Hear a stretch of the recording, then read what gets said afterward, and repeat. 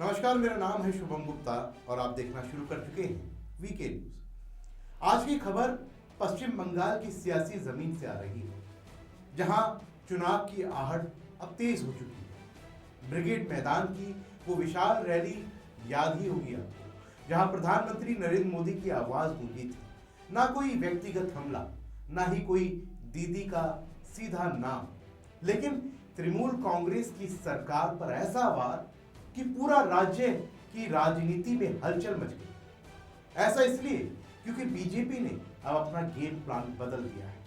ममता बनर्जी पर सीधे हमलों से परहेज कर दिया है। निशाने पर है अब सिर्फ टीएमसी सरकार, और ये सिर्फ एक रणनीति नहीं है, ये एक ऐसा दाव है जो ममता बनर्जी की सत्ता को हिलाने की कोशिश कर रहा है। और अब सवाल ये उठता है कि क्या इस बार बंगाल में सत्ता का तख्ता पलट जाएगा? क्या मोदी की ये चाल ममता दीदी को बैकफुट पर धकेल देगी? चलिए इस खबर को गहराई से समझते हैं, क्योंकि बंगाल की राजनीति कभी सीधी नहीं होती। ये हिंसा, सहानुभूति और राजनीतियों का एक जाल है। देखिए, पश्चिम बंगाल विधानसभा चुनावों की तारीखें अभी घोषित नहीं हुई हैं, लेकिन बीजेपी की तैयारी पूरी है। उम्मीदवारों की पहली लिस्ट लगभग तैयार है और प्रधानमंत्री मोदी ने कोलकाता के ब्रिगेड मैदान से चुनावी बिगुल फूंक दिया है। लेकिन इस बार का अंदाज उनका अलग है। 2021 के चुनाव याद कीजिए, जब बीजेपी के केंद्रीय नेता ममता बनर्जी को दीदी कहकर तीखे हमले करते थे, व्यक्तिगत आरोप लगाते थे, और ममता ने उन हमलों को सहानुभूति में बदल दिया था। और इसका नतीजा क्या हुआ? टीएमसी की जीत हुई और बीजेपी की हार। लेकिन इस बार बीजेपी ने सबक लिया है। सूत्र बता रहे हैं कि पार्टी नेतृत्व ने फैसला किया है कि केंद्रीय नेता जैसे मोदी या अमित शाह ममता बनर्जी का नाम तक नहीं लेंगे।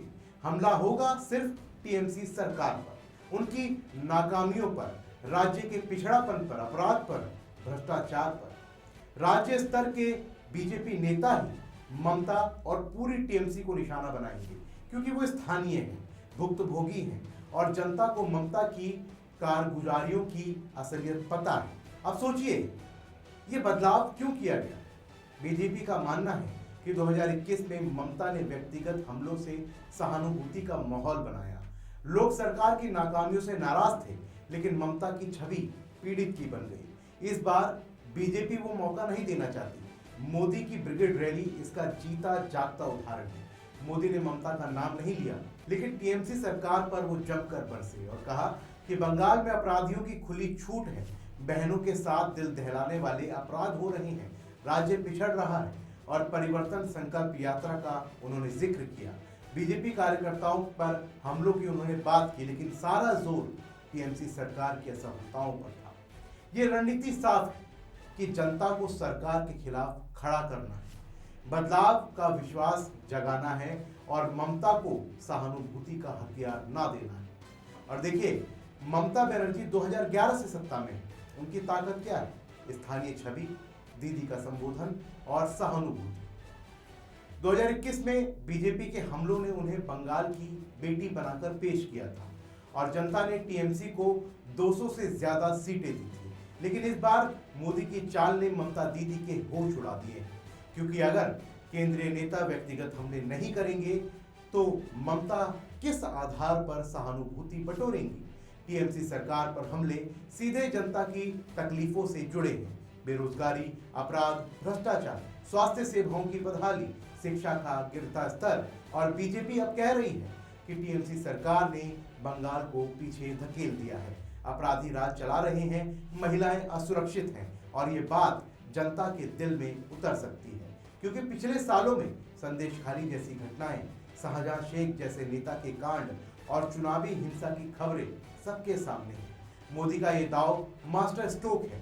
ब्रिगेड मैदान में लाखों की भीड़, मोदी की राष्ट्रीय अपील और टीएमसी सरकार की कमजोरियां, ये सब मिलकर एक ऐसा माहौल बना रहा है जहां ममता को बचाव की मुद्रा में आना पड़ रहा है। ममता दीदी अब क्या करेंगी? वो पहले से ही कह रही हैं कि बीजेपी बंगाल को बांटना चाहती है, लेकिन अगर हमले सरकार पर हैं तो उन्हें अपनी सरकार की सफाई देनी पड़ेगी, और सफाई देना आसान नहीं है, क्योंकि आंकड़े बीजेपी के पक्ष में हैं। बंगाल में बेरोजगारी राष्ट्रीय औसत से ऊपर है, अपराध दर बढ़ी है, इंडस्ट्री भाग रही है, मोदी ने प्लान बदला और अचानक टीएमसी बैकफुट पर आ गई। राज्य बीजेपी नेता जैसे सुकांत मजूमदार या फिर दिलीप घोष अब ममता पर हमला करेंगे। वो कहेंगे कि दीदी ने राज्य को बर्बाद कर दिया, उनके कैडर ने हिंसा फैलाई, ये डिवीजन ऑफ लेबर है।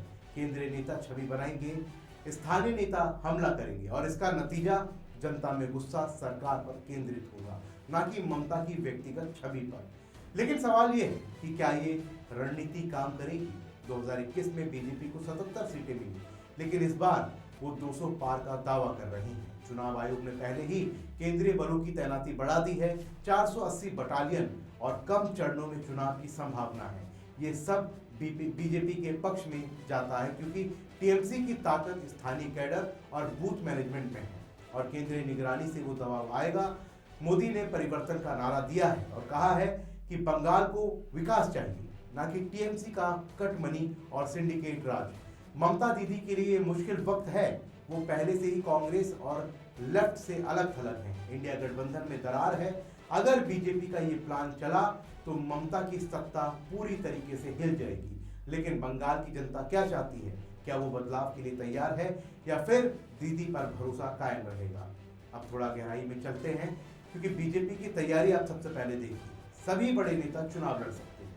सीएम कैंडिडेट का नाम अभी तय नहीं हुआ है, लेकिन मोदी शाह की जोड़ी राष्ट्रीय मुद्दों को लोकल से जोड़ रही है। जैसे सीएए का जिक्र जो बंगाल में मतुआ समुदाय को आकर्षित कर सकता है, टीएमसी पर हमला, संदेशखाली में महिलाओं के साथ अत्याचार, शाहजहां शेख की गिरफ्तारी का ड्रामा, ये सब बीजेपी के नैरेटिव को मजबूत कर रहा है। ममता दीदी अब कह रही हैं कि बीजेपी सांप्रदायिक है, लेकिन अगर हमले सरकार की पॉलिसी पर हैं तो जवाब देना पड़ेगा।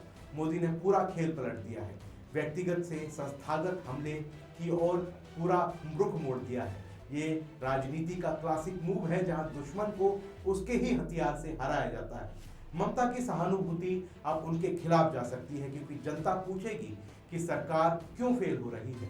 कुल मिलाकर ये खबर बताती है कि बंगाल की लड़ाई अब और तेज हो गई है। मोदी का ये प्लान ममता दीदी को सोचने पर मजबूर कर रहा है कि क्या वो फिर से सहानुभूति का कार्ड खेल पाएंगी या जनता सरकार की नाकामियों पर सवाल उठाएगी।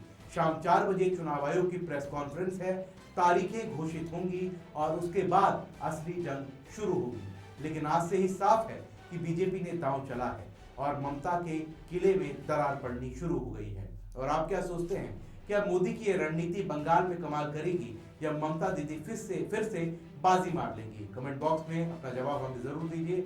इस वीडियो को लाइक शेयर कीजिए ताकि ज्यादा लोग समझ सकें कि बंगाल में क्या पक रहा है। मिलते हैं अगले अपडेट में, तब तक के लिए जय हिंद। वीके न्यूज, राष्ट्र के नाम।